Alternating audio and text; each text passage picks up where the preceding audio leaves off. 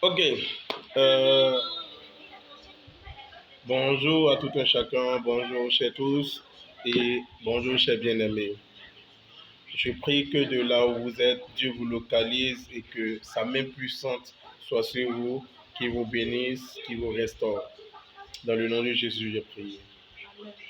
Ok, sachez une chose, c'est que je viens ici aujourd'hui pour répondre à Monsieur Ismaël et toute sa team. En fait, vous avez dit un jour que nous avons tellement de livres chez nous, chrétiens, que je suis venu juste recadrer les choses en fait. Il faut comprendre une chose, c'est que lorsque nous partions à l'école, on nous a appris qu'il y a des synonymes pour un bout. Il y a tellement de choses pour pouvoir construire une phrase en fait.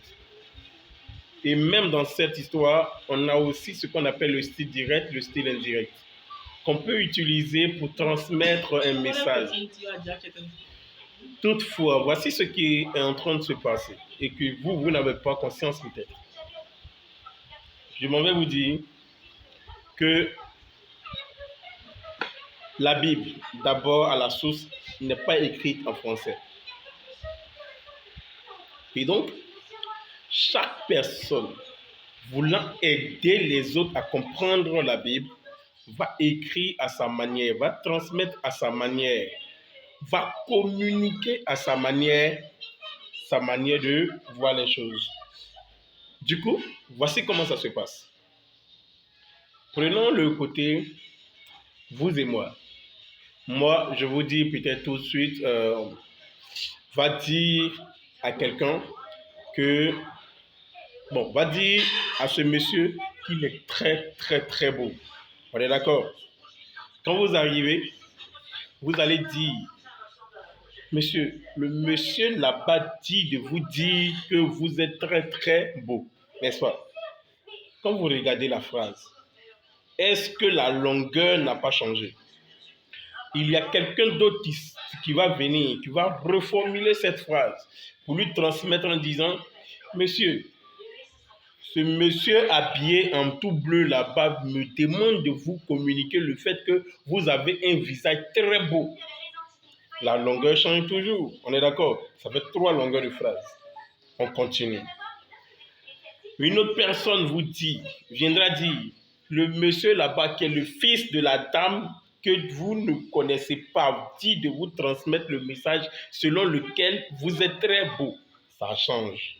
C'est ainsi que vous allez voir. Lui second vient avec son français.